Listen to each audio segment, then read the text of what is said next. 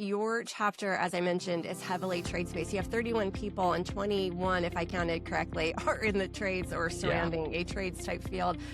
So it's actually, in my mind, a huge opportunity for your chapter. We are the third largest private flooring company in the nation. And such a large outfit that we have very refined processes around everything that we do. We feel sets us apart, which that alone ensures that our clients are going to trust us from beginning to end. No point in having a leadership title if you don't have a team to support you. And watching my team grow, watching them learning how to get into the networking with BNI, it's just such an amazing thing to be able to look back on after a full year or a quarter and see where someone started and where they're at today. It's very rewarding, and it makes what I do so easy. I love what I do. I love our company, and I can't wait to just continue to help people grow and succeed at what they do professionally. Welcome to the Perfect 100, the podcast for BNI members who want to maximize their membership, deepen their impact, and grow their business through intentional networking. I'm your host, Tammy Zurak, a CliftonStrengths coach, longtime BNI leader, and one of the few members worldwide to maintain a perfect Power of One score. Each week, we'll explore the habits, mindsets, and everyday strategies of BNI members who are turning their membership into momentum. Hello and welcome back to the Perfect 100 and welcome to Season 2. Today's guest is Michael Pawlowski, a retail sales manager at America's Floor Source and president of his BNI chapter. Michael also brings nearly 15 years of leadership and management experience from Lowe's, and when his current company was purchased about a year ago, they retained him in his leadership role because of the consistency, structure, and people development he brings to the table. He leads a very trades-heavy chapter of 31 members with a lot of untapped potential and has already started moving the needle on both culture and results. Today, we're going to talk about leadership, accountability, consistency, and what it really takes to move individuals and groups forward. Welcome, Michael. Thank you for having me, Tammy. Of course. And I'll apologize to the audience if I sound a little funny. For Christmas, we're just past Christmas. If you're listening later in the year, I got a cold for Christmas. So I'm going to sound a little nasally today. So there you go. All right. Well, let's go ahead and tell everybody who doesn't know you a little bit about you with your 45 seconds. Yeah, thank you, Tammy, and shout out to everyone listening. I'm Michael with America's Floor Source, and at our core, we help people transform spaces they love to live and work in. We specialize in all types of flooring, from luxury vinyl to laminate to hardwood and tile. You name it. And really, what sets us apart is that we handle the entire process from inspiration to installation. We also offer a full service window treatments from blinds and shades to custom solutions that finish the space the right way. Whether it's a homeowner, builder, or business, our goal is simple. We make the process easy, transparent, and done right the first time. If you're thinking about upgrading your space anywhere down the road, we'd love the opportunity to help bring your vision to life. Awesome. All right. And you mentioned, because I've been to your chapter,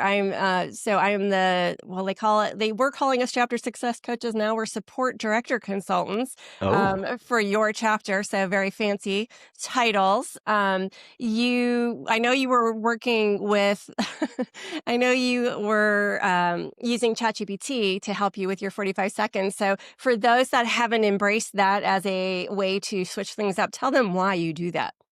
So, ChatGPT not only helps, make a 45-second sound more professional, but it helps, especially when you do the paid version. It starts to learn about your business and learn the things that you specialize in. And it can really make sure that you're not forgetting the important things that you need to talk about when you only have 45 seconds to really get your message out. It's been very powerful. We have a couple other people in my organization that are in BNI, and it is something that has worked successfully for them as well. And it's something that we will continue to grow on in the future. Yeah, I find it very helpful for me because, the goal is to say something unique, that sticks. And Yeah. that when you're trying to come up with something unique and that will stick every week, that can sometimes be a creative jam. So, having that little aid is a helpful thing for me. So I'm glad that you've embraced it as well. Because heck, I'd rather listen to the fun and exciting tweaks that ChatGPT helps us make than the same old boring, ones that we hear from some people all the time. Yeah. So, all right. So you work in flooring, and it's an industry that I probably think most people think of just kind of materials and installation. How do you explain the real value that your team brings to the customer beyond just the product? Yeah, so in the Memphis market, there are a lot of different companies that offer flooring, and anyone can sell flooring, and you have a lot of clients that price is important, but it's not just about selling the flooring to us. It's really our mission is to deliver the customer experience at the highest level, and flooring selling it itself is just the basic 101 of the business that we're in. We have a very, very high level of service, whether it's a wholesale client or realtor looking to get a house market ready, or a general contractor that's needing someone to do that part of the project. And when we come into the picture, when we sell the flooring, we have project managers. We have a very refined process to make sure that everyone involved is communicated thoroughly throughout the entire process. And then, as far as punch list items, anytime you're in construction, there's always opportunities for things to go awry, and Right. we have a very clear process on how to solve those issues and to get the project 100%. Awesome. And you're a retail sales manager, so you're leading sales teams. How has managing performance and people shape the way you think about accountability and consistency? Yeah, so uh, my sales team, we're human beings. We come to work, and we, our hopes are is to bring home money to support ourselves and our families. And I'm very fortunate. The sales team here in Memphis is a great, amazing group of people that we have. And holding people accountable, we all want accountability. That's how we level up. That's how we're better tomorrow than we were today. And one of the things that I've always been a strong believer in, and I forgot who taught me this, but it's very public knowledge.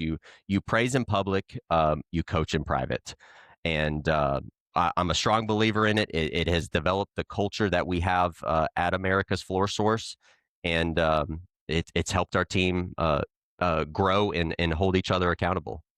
I like that.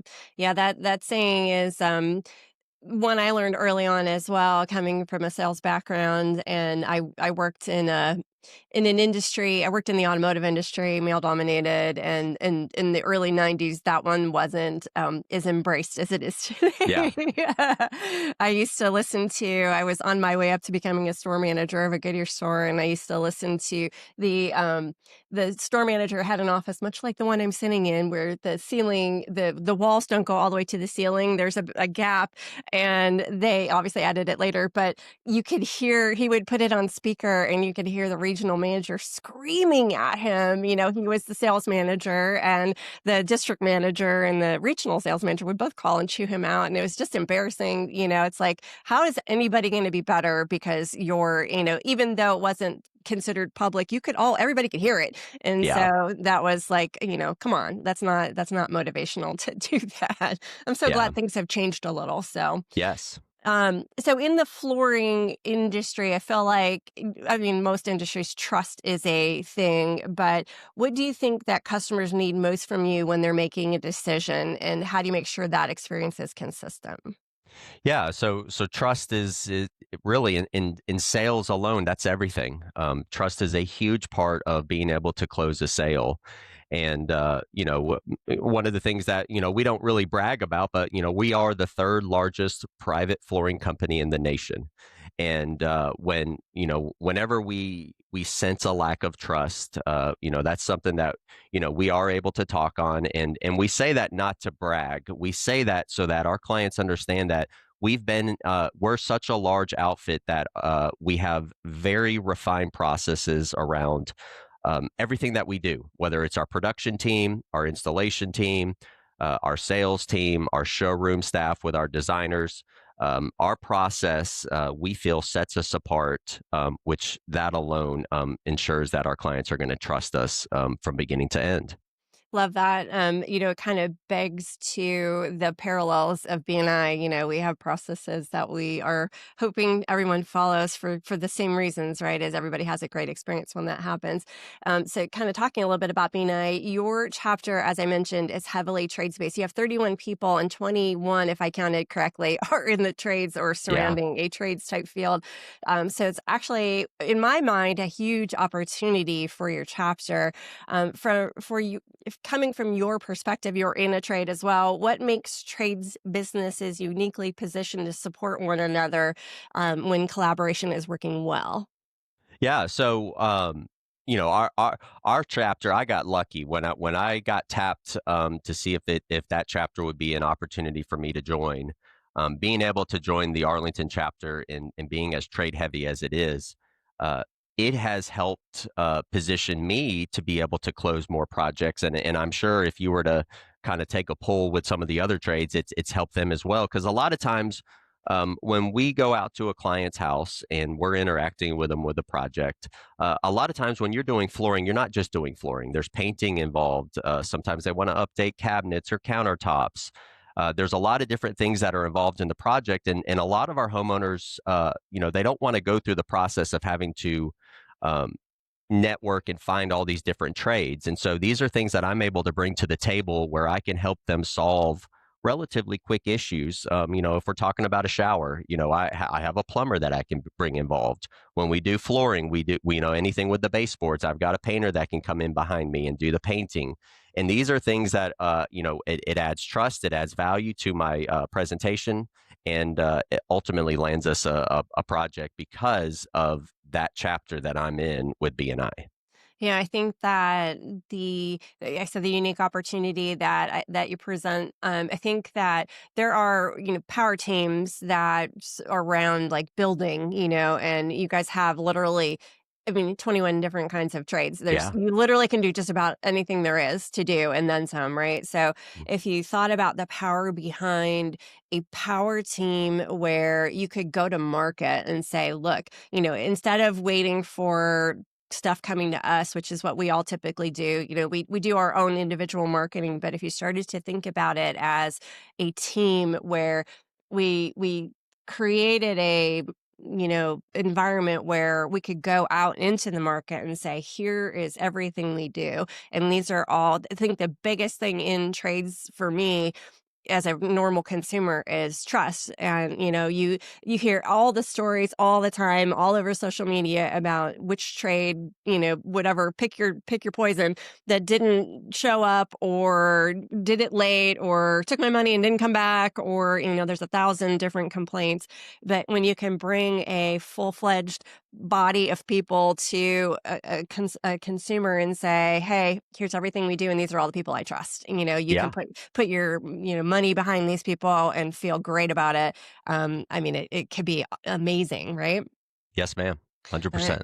Awesome. So you also spent nearly 15 years in management at Lowe's, and I'm imagining that systems, processes, and expectations mattered daily. I know in big box stores, I've worked for some big brands like that. What leadership lessons did you learn from that environment, and do they still guide you in how you lead today? 100%. I can't tell you how many times that I look back on my career at Lowe's.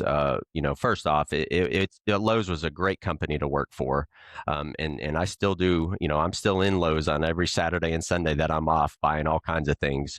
But yes, absolutely. Working for a large corporation like Lowe's, it taught me to understand processes and systems. When you're scaled that large, you have to have processes for everything. And when I went from Lowe's and before we were acquired by America's Floor Source, that was one of the tools that I was able to bring to Flooring Solutions, helping our leadership team define and grow on our processes, because it really works. If we're all beating to the same beat on the drum, it's just going to make the customer experience better. And yeah, I Lowe's, I would not be where I'm at today had it not been from the skills that I developed working for that company. Yeah, and I feel kind of the same way. We're corporate for 20 plus years. And while it can be challenging sometimes to work, you feel like sometimes you can feel like a cog in the machine, but it is also the best place to learn how systems work, right? Absolutely. Because then you just can't have that many people working under one roof and have it be, multi state, multi whatever, Yep. without having processes that everybody does. It's the McDonald's of home improvement. So, everybody's got to have the same experience when they walk in anywhere that they would have in each one. So very cool. What part of your work gives you the most pride right now, whether it's personally or professionally? So what gives me the most pride is really just seeing my team succeed. One of the best things about, for me, one of the most rewarding things being in leadership is taking someone that's relatively green into the world of flooring, and then teaching them, and then watching them grow. You're there's no point in having a leadership title if you don't have a team to support you. And watching my team grow, watching them learning how to get into the networking with BNI, it's just such an amazing thing to be able to look back on after a full year or a quarter and see where someone started and where they're at today. It's very rewarding, and it makes what I do so easy. I love what I do. I love our company, and I can't wait to just continue to help people grow and succeed at what they do professionally. Love that. And Michael has another person that is in my chapter that it has been a previous podcast guest. So Andy, if you want Yeah, to go back and listen to Andy's, is a member of my chapter and joined. He's only been in there; it's been less than a year, so yeah. he's getting a lot of good traction. And he's as amazing a person as you are. So we love having him. So, all right. So let's roll over to your power of one. And since we're talking a little bit about BNI and performance, so on your power of one, you have a total score of 70. You have 15 points in attendance in the yellow. You have 15 points for referrals per week in the yellow. You have 0 points in the visitors in the gray. And then one-to-ones, you have 20 points, and CEUs, you have 20 points. So you have maxed out in several areas. How do you feel about that overall? So overall, obviously, there's always room for improvement. Our goal is to be the perfect 100, Ah, and that is something. There was a time where I think some of the opportunity was, I was very, very heavy in management and not so much out in the world. And I have started to kind of develop a little bit of a hybrid. I am starting to sell a little bit more, interacting with clients. And then another thing that I'm doing is, to the people that are not in BNI, I do share my roster list with them so that when they're interacting with clients, that they can add value to people that are in BNI. I can't tell you how many times that I've had a project on the fence, and I've walked in, whether I'm wearing my badge, or I reference anything about BNI, you instantly gain trust being a part of the world's largest networking institution. So it's something that for 2026, I'm definitely going to focus on, especially being chapter president. I want my chapter to grow. It's going to do nothing but support myself and everyone else in our chapter. So my visitors is going to increase. And then, obviously being chapter president, I've got to show up every week. So my attendance is going to increase. right. So and I will say, just to kind of wrap this part up, is the CEUs. One of the things that I have taken on for 2026 is prospecting, and I want to be the master expert to be able to teach my team the art of prospecting. And being in BNI and being able to go to the Builder app and be able to look up some of the training around networking and prospecting, I'm able to take that and then learn it. And then I actually even incorporate some chat GPT into that and help kind of make it a little bit more fun with role playing and stuff like that with my team, so that this year we can actually go out and not just wait for people to come through our front door. We're going to go out and we're going to show Memphis and the Mid-South what all we have to offer in the flooring world. I love that. That makes me think of, because again, you guys are so trades heavy, is you're kind of in a perfect world. If I was to think of a chapter that had 20 other people that were in surrounding businesses to me, where all of my customers, potentially are coming from or going to, that would be my first stop. Is let me look at those 20 people and say, okay, who makes the most sense that I should pair up with on a regular basis, and figure out how can we work together to figure out, because that prospecting for you guys in the trades should be significantly easier, because literally every customer, like you said earlier, you've got opportunities with painting, you've got opportunities with the various different things that you're working in and around. And so do they, right? Yeah. So it's to everyone's advantage if you pair up on a more consistent basis to help each other find clients. So it kills me when I go and visit your chapter, if I hear somebody saying they're not getting enough. I'm like, wow, there's just so much crazy opportunity here. They Yes. just literally just look around the room and spend some time with those people, and you're going to find clients. So. Yes. And a lot of them have been in business for a very long time. So it could be as simple as, joining up and connecting databases and figuring out who needs a service that they haven't had in a while. And maybe you can create some specials as a group, so there's a lot of fun things you could do. So I love that. Join the Art Academy in Memphis.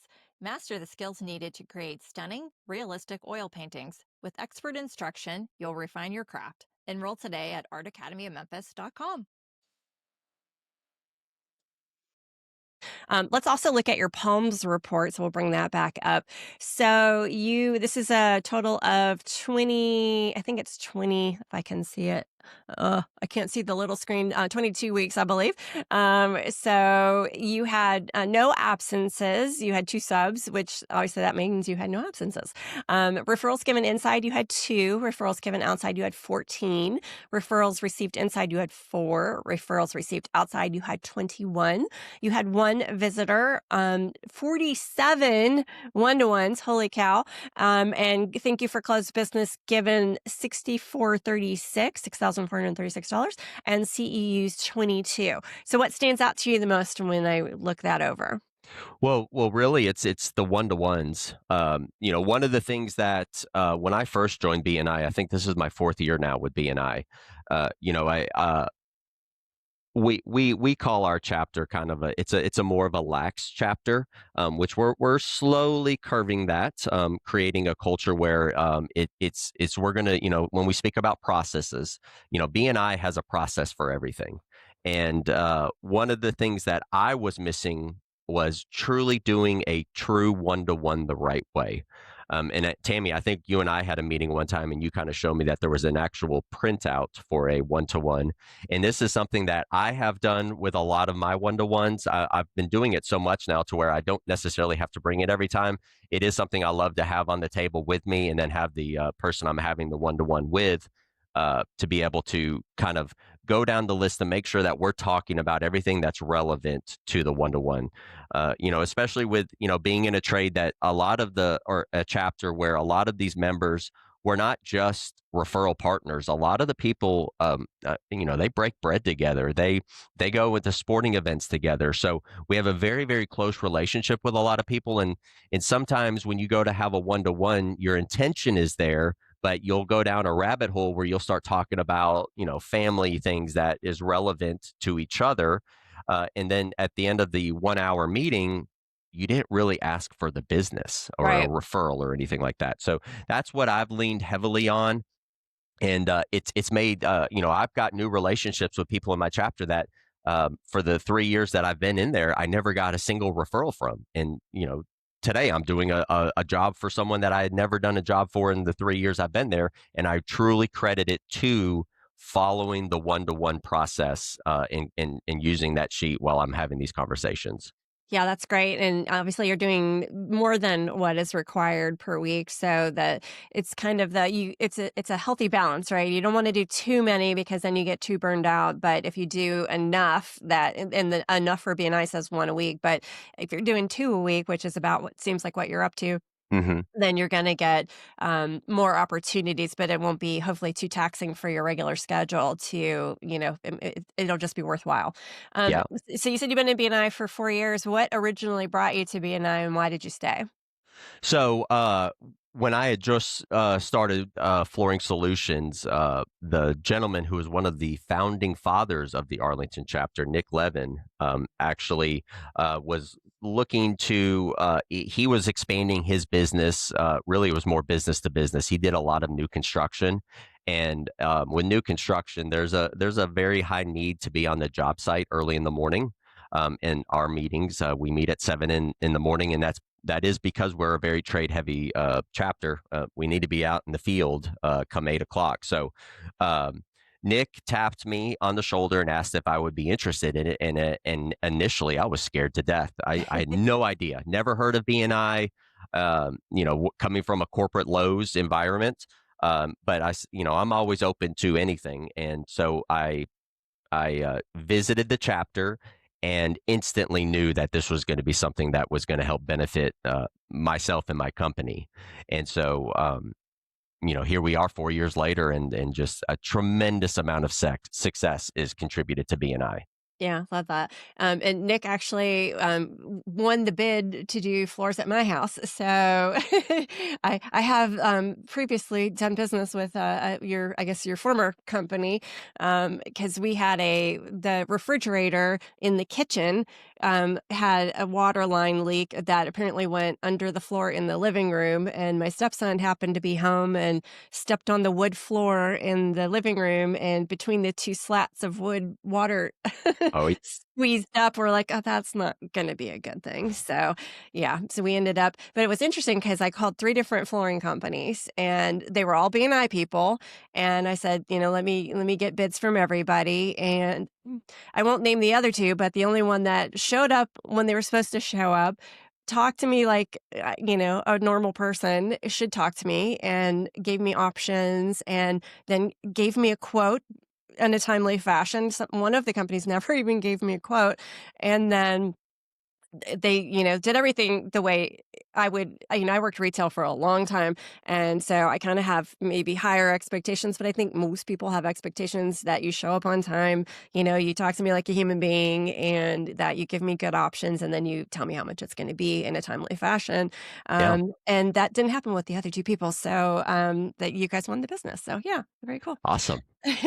All right. So, since stepping into the president's role 3 months ago, you've helped move the numbers of members and yourself up to an acceptable level. And you have nine of 12 people now are either in the yellow or the green, and that has been consistently, not quite there for your chapter. So, from a sales leader's perspective, what behaviors did you focus on changing that made that improvement happen?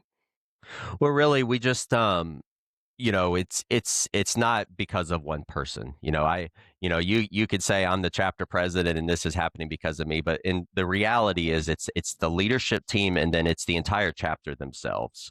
I think in all things that you do, both personally and professionally, you get comfortable doing what you do, and you think that that what you're doing is the right thing and the best thing for you. And sometimes you just have to go back to the basics, and that's kind of where we're at. We've got a new communication platform that we've been using. So it's something that as the chapter president, I've been sending out reminders, a couple days before our meeting to make sure that we're turning in our business, where we're recording our one-to-ones. And then, for the people that aren't utilizing BNI the way it should be, we're having some private conversations and trying to see, you know, did they have the proper training? Do they understand that showing up to a BNI chapter every day or every Wednesday when you meet is not the answer? There's a lot more that happens in the background, and quite frankly, the answer to developing the relationships and to actually getting referrals themselves is to actually have a one-to-one. And then the CEUs is just going to help you out professionally as well. So that's really it. Holding each other accountable, which is one of the BNI core values. And then just kind of acting as the cheerleader for the chapter and trying to keep people motivated. And then looking for the ones that have opportunities and kind of walking them through it and having them see things in a different light. Yeah, and I know that. Well, let me answer because you said using a different communication platform. So tell me about that because I'm sure somebody listening is going to want to know what that is.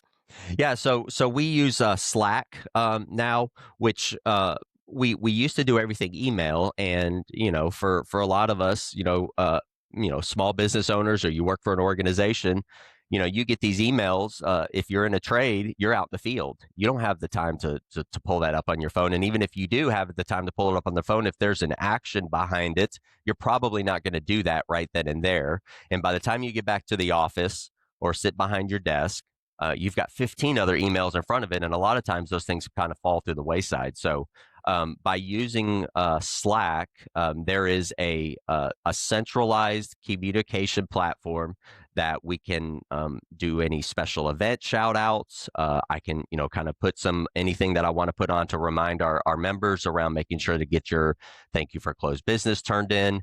And really, just the 3 months that I've been chapter president, we have everyone on the platform, and it is a great form of communication. Yeah, I like it. Several of the chapters use Slack, and several of them use GroupMe. GroupMe is a little more. It can be challenging if it's kind of like Facebook. The feed goes, and then you have to scroll back through. With Yeah. Slack, it's a little easier to find things, I think, than at least it feels that way. But having one versus the other, and just that it's not buried in an email from 15 weeks ago that you're never Yeah. ever going to find makes it a little easier when it's all in one spot. So coming from a structured sales and retail environment, what's been the hardest part about applying accountability to a volunteer organization like BNI? Um, I think the hardest thing is just really getting people's buy-in to it. So, there's members that have been in our chapter since it originated. I want to say 15 or 16 years ago, maybe Right. longer. And people get comfortable, like I said earlier, and having being able to get in front of those people to have the difficult conversations around, hey, make sure that the accountability piece is where it's at. That's the hardest thing that's been difficult for me, is just because a lot of these people I've developed personal relationships with, and we pay BNI. And it's not like a lot of people don't see it as it's not their paycheck. Well, it really is their Right. paycheck because they're getting the referrals.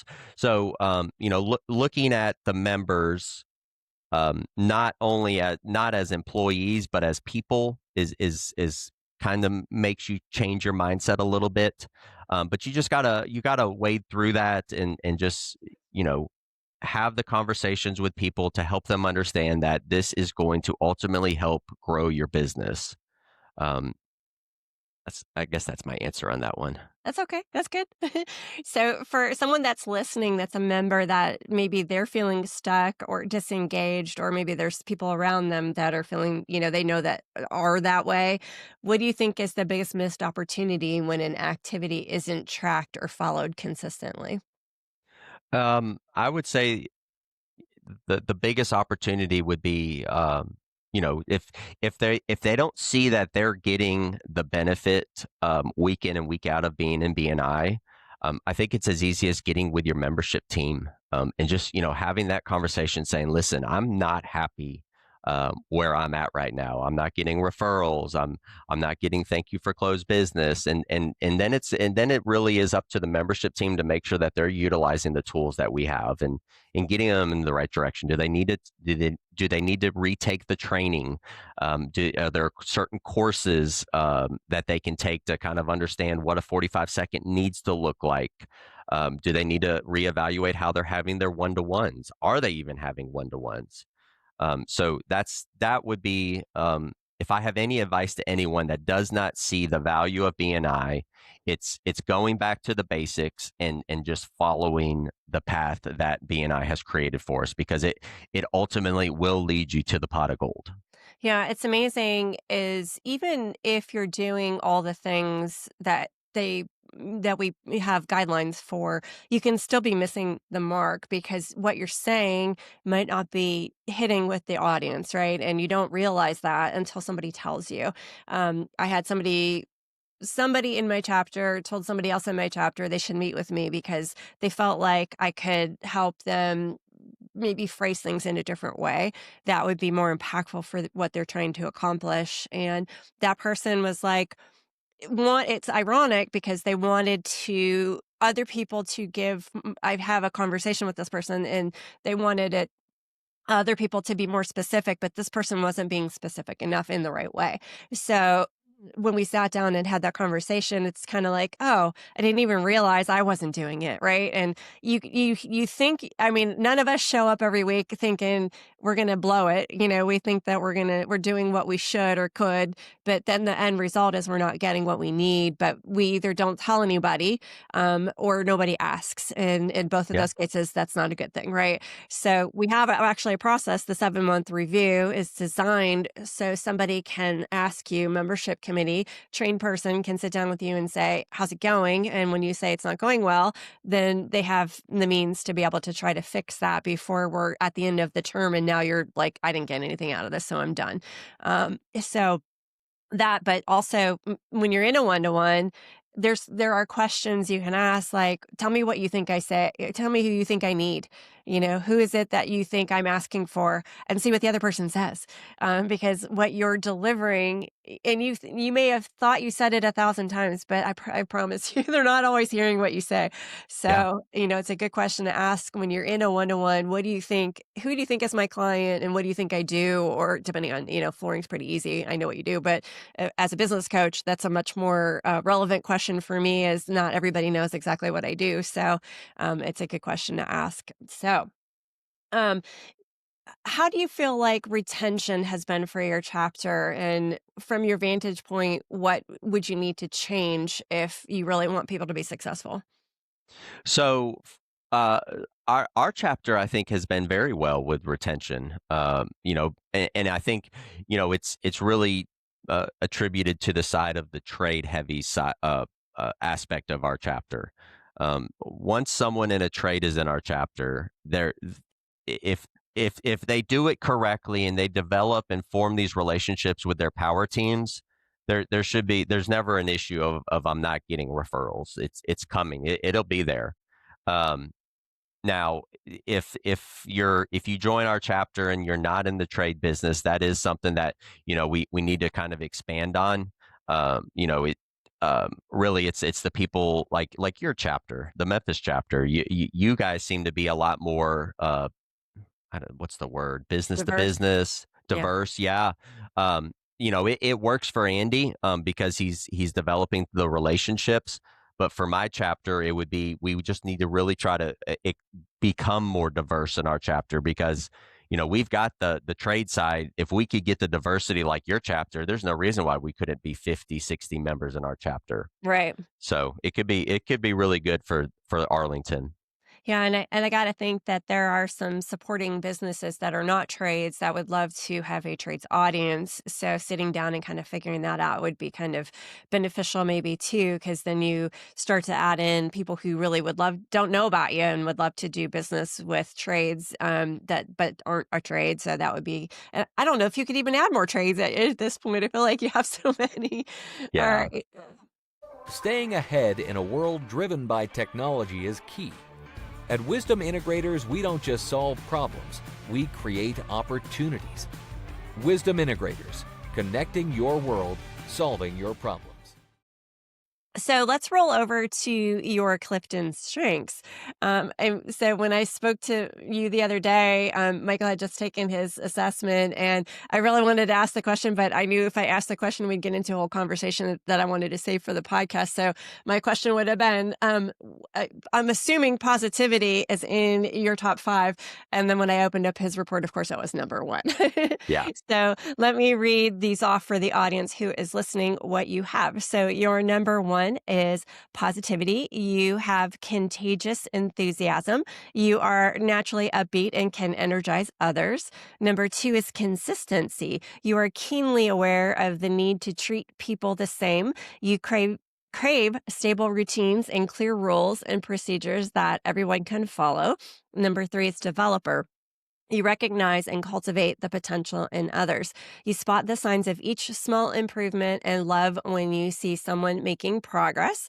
Number 4 is activator. You can make things happen by turning thoughts into action. You want to do things now rather than simply talk about them. And number 5 is includer. You accept others. You are instinctively aware of those who feel left out and make an effort to include them. So, what did you think when you read your results?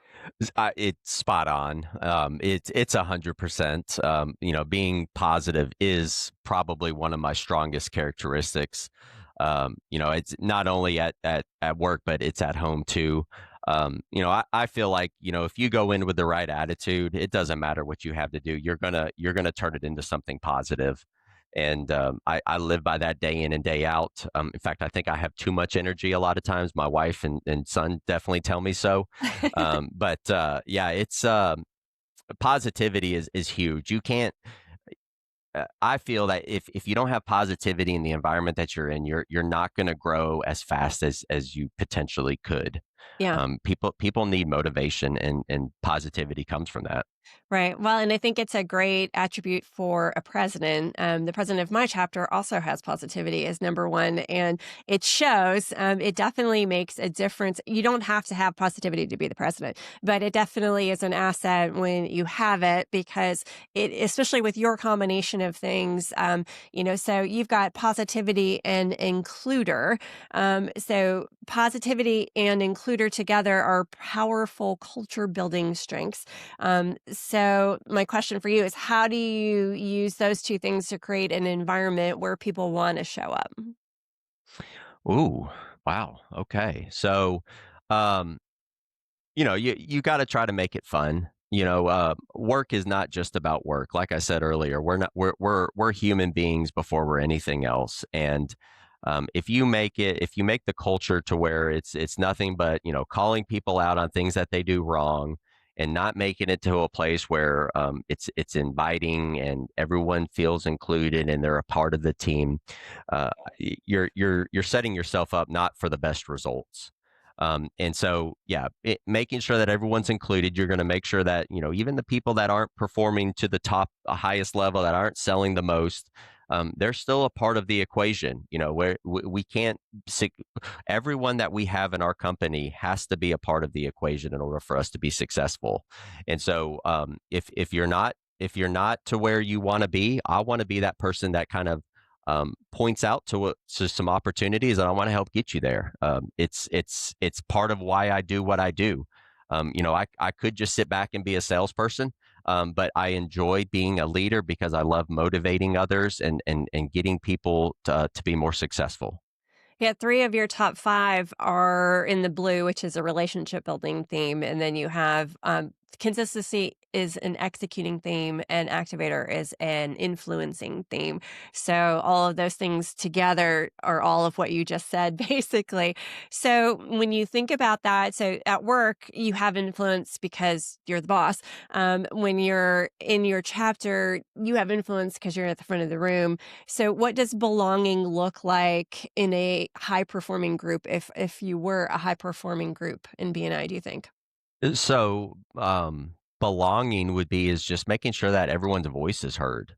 Um, it's there could be you could get a winning recipe from someone who doesn't talk a lot, or someone that isn't as active because maybe they feel like they're not included. And so being able to make sure that everyone is a part and understands that their role is just as important as the top producer's role, it helps make people feel like they're a part of something that's great, and it's going to get their buy-in, and it's going to increase the culture. Yeah. And having a positive culture is just going to make everyone's job that much easier.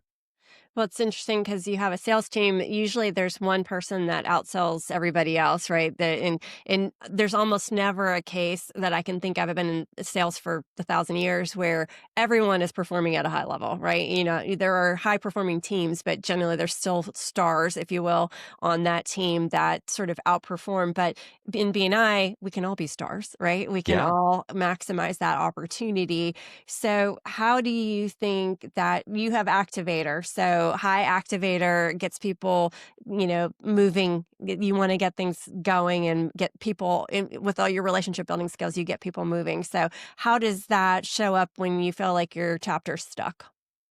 So really, I think it's, looking at the power of one report and going, not only are you just looking at the tops, but you're looking at the bottoms. There's a reason why they're at the bottom. And usually those are the ones that are not engaged. And those in those situations, we've got the data to show, are they showing up? Yes or no? Are they having one-to-ones? Yes or no? Are they doing CEUs? Yes or no? And if you take a look at each individual one of those on where they're not doing it, if they just simply start, it's going to help them uh, get more out of the networking group that they're a part of.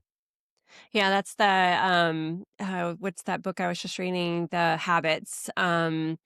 Oh, I can't think of what it's called, but basically it Atomic is. habits. Yes, thank you. That and there's another one too, but basically it might be as simple as doing one more thing, right? It's just Yeah. doing one little thing differently to start, and then you start to build upon that. And I think you're a champion of that is, if I can just get somebody to enter their one-to-one, that's a positive move. And, when we start to reward those little things happening, suddenly now all the little things are adding up to bigger things. So I think that's really cool when you can, and I know you have that ability to look across the room and say, I'm going to get everybody moving, we're going to make this happen. So I love that. You also have consistency and developer together, and those suggest that you want people to be treated fairly, but you also want them to grow. So how do you balance holding everyone to the same standard while meeting people where they are? Yeah, so if we're looking at a sales team and you've got your top performer and then you've got your bottom performer, um, they still all have opportunity to grow. But really, it's getting on the same level as they are and understanding what their wants are. If you're selling $1 million a year in business, are you happy where that's at? And then, really, if you're not, what can we do to make things better? And in our world, if you sell $1 million a year, you're a top performer. That's really part of our goal is $1 million a year for a salesperson. So and if you plateau there, what can we do? And you got to seek feedback from these people and understand like what can we do to help it so that we can add more sales dollars, but also continuing on our mission to deliver the customer experience at the highest level. And then when you take the bottom, someone that's not performing, you offer them insight and guidance on to what can they do. Are they a part of a networking group? Do they understand the benefits of networking and prospecting? Or are they the person that just wants to sit behind the counter and wait for that person to walk through the door? Right. That's not the answer in today's world, especially Right. in sales. You have such huge opportunity through technology and being able to find people through the websites that you're going to go after people that are going to be more present, and networking is how you get there. Okay. When you and I feel like maybe this is a better, not better comparison, but an easier comparison is when you were leading teams at Lowe's. I'm imagining you had different levels of buy-in because you have different departments of different skill sets. And when you compare that to your peers in the BNI chapter, how did those strengths help you kind of bridge those gaps?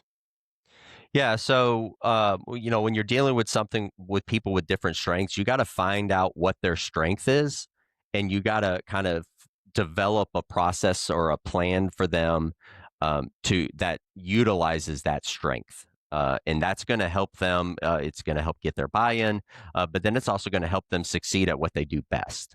And then you kind of you highlight some of the things that they're not doing so well, and then you challenge them to work on that. And in BNI, if it is something prospecting that they're not the best at, let's get them into the Builder app, and let's get them to take a couple or listen to a couple podcasts on how to be a better prospector. So that's how I would answer that question. Okay, awesome. And can you share a moment? So now it's only 3 months in, but can you share a moment during your presidency where you thought you're starting to see that progress and you thought this is working? Well, yeah, this morning, when I got the email on the Power of One report. So it's very rewarding to start to see a chapter that when I first came into the president role. We had some people that came up to me and they would tell me about these some concerns, whether it was morale or people leaving halfway through the meeting, or people that are in the gray, just not doing anything with the BNI. And then you see the report where you see people going from gray to yellow, people going from yellow to green. It's very rewarding to know that it's actually very simple, and it's holding people accountable and making sure that people understand the tools that they have uh, to do the BNI the right way. And this is something that, when we meet this upcoming Wednesday and we talk about 2026 and the great things that I know are going to happen this year, that is something that I'm going to lead with, is showing people that look what happens when we focus on these small things, one thing at a time. It piles and it combines, and it's going to do nothing but make each individual person more successful, but ultimately it's going to lead to our chapter being more successful. Yeah, that's amazing. I love that.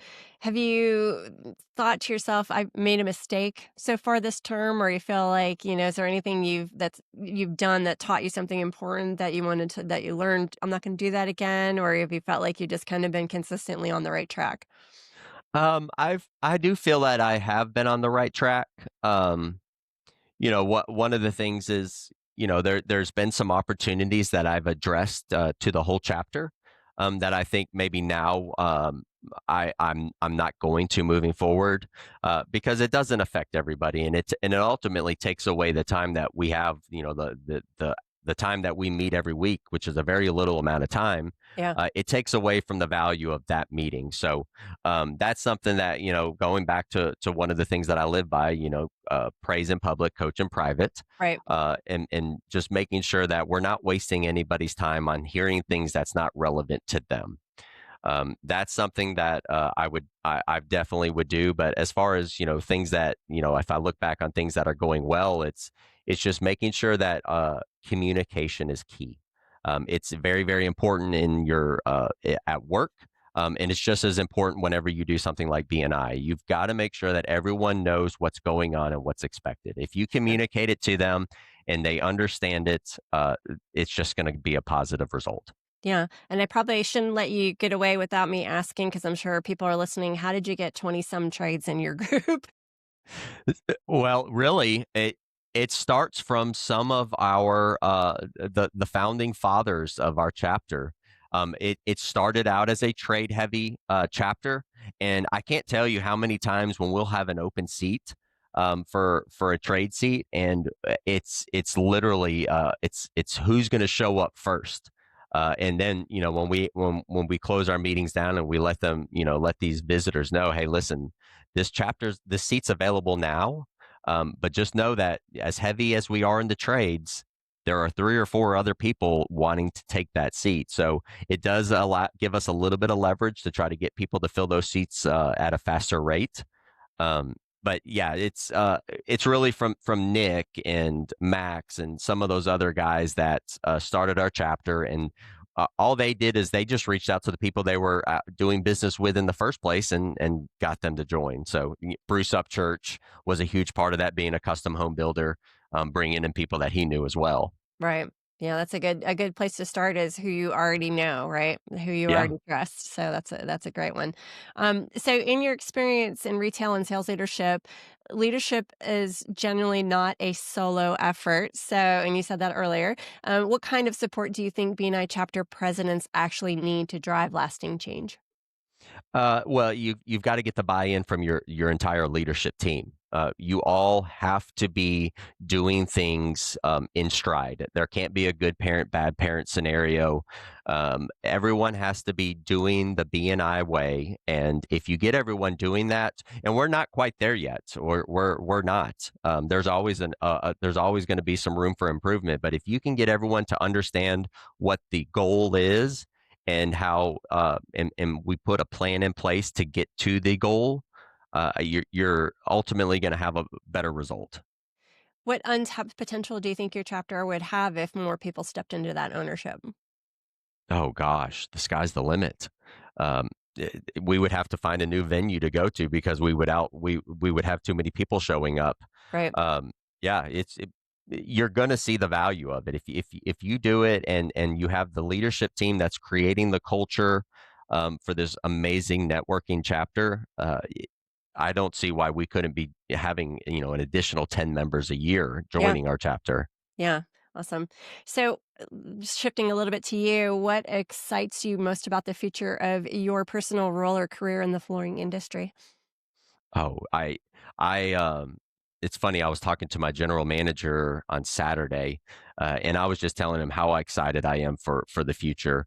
Whether it's things that I've learned through networking with BNI, and being able to bring that back to my showroom with my sales teams. But I know that 2026 is going to be the best year that Memphis has ever had. Hands down. I'll say it now, and we can go back the last week of December this year, and we can go back and reference this. And I'm going to be saying the exact same thing. 2026 is our year, and it's because our team, we're creating this culture at work where everyone's included and everyone understands the end result. And we're going to hold them accountable to it. And then same thing with my chapter with BNI. We have a goal for our chapter, and there's an expectation, and we're going to hold each other accountable. And so that's how I would respond to that. And I know that 2026 for our business and in BNI, we're going to be talked about come December. Okay, awesome. Love that. All right, so we're gonna go to the quick fire round. Are you ready? I'm ready. Okay. All right. So just some fast answers based on these fun questions. All right. So if BNI had a Hall of Fame, what would you want to be remembered for? Ooh, for being the most upbeat, energetic chapter president. Big surprise. Think you're in the running for sure. All right. What's one thing people misunderstand about trades professionals? Oh, wow. One thing people misunderstand.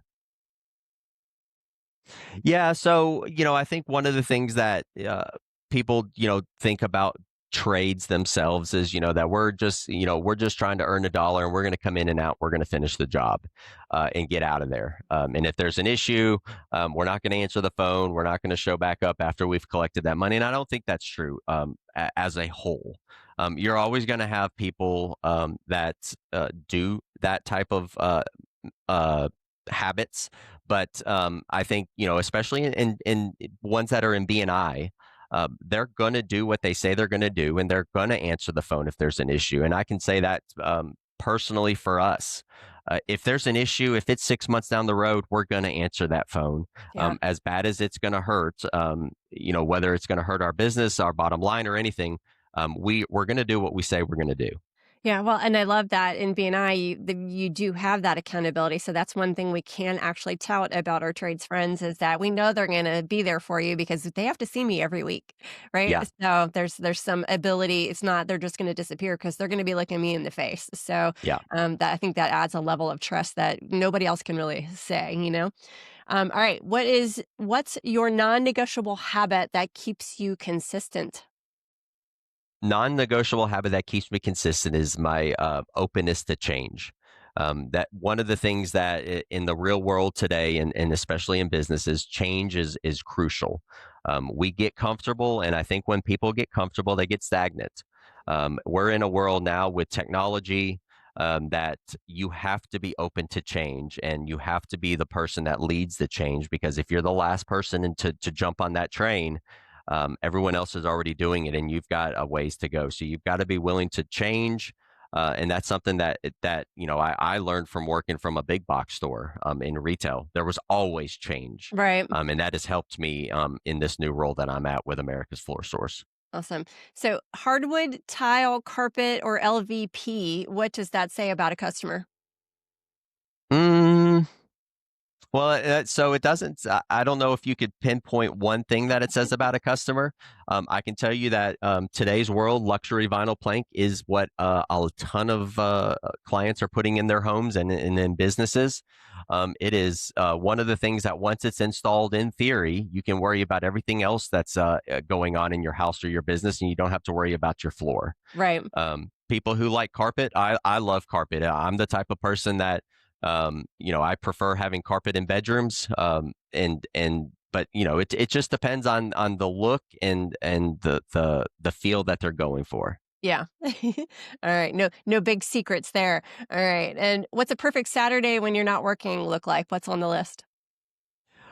Perfect Saturday. Oh, that's an easy one. So, Tammy, I think you and I are on the same page, but I am a avid gardener. Mm, I don't grow stuff. I don't grow like vegetables and stuff like that. Although I'm not opposed to it. I just don't have the space for it. But right. a fun Saturday for me was like, for example, this past Saturday. I can't stand it when the leaves fall, and so I'm out there raking my leaves. I'm out there getting my flower beds ready, enjoying time with my family. I wish my wife was more into that, but being at home with the family is the most important thing to me on a Saturday. Is just connecting with my family and anything outdoors. Yeah. Awesome. And look into vertical gardening if you don't have the room, Oh yeah, you can grow yeah, up. yeah. All right. Um, most underrated skill in leadership. Most underrated skill in leadership. I don't know if it's underrated, but organization, I Okay. think, is a very, very important skill to have. You have to be organized in order to be a leader. You have to be organized in anything that you do in a career, but as a leader, you have to be organized to be able to keep your team on the right track and doing what needs to be done when it needs to be done. Yeah, or at least have somebody as a right hand that can do that for you. Yeah. All right, and what brings your positivity back when things feel heavy? Um, I don't know if I ever lose it. Oh, It's something I get it from my dad. My dad is over the top, full of energy, still working to this day, and he really kind of that is one thing that I can say that I got from him is just being positive. You always have to look at the glass like it's half full, and it's contagious. When you bring positive emotions to an environment, you're going to have people that are either having a bad day or having a normal day, and you're going to make it a better day. And when you have positivity, it's just going to lead to more productivity. yes, I always appreciate having people like you around because my positivity is not as high as yours. All right, and last one is finish the sentence. Success to me looks like. Success to me looks like my team has leveled up from January 1st to December 31st, success to me would be my team is in a better place December 31st than they were January 1st. Awesome. Love that. All right. Well, Michael, thank you. It's been a pleasure having you here and sharing your many strengths with us. You're always a bright spot in the room whenever I come to visit your chapter. So I appreciate that so much. And again, thanks for being here. Thank you for having me.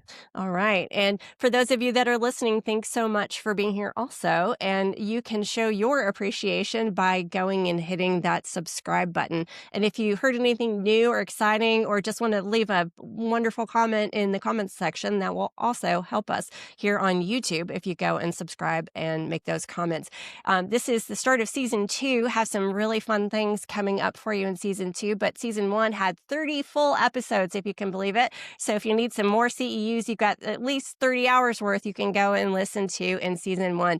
But for now, I thank you for listening, and we'll see you next time on The Perfect 100.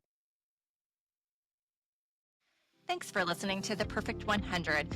If today's episode sparked a new idea or inspired you to show up differently in your chapter, share it with your team. And be sure to subscribe so you never miss a conversation. And if you're curious about your own CliftonStrengths and how to bring out the best in yourself or your chapter or your business, head to TammyZurak.com to learn more about building your superpowers into everything you do. Keep showing up, keep connecting, and keep building your Perfect 100.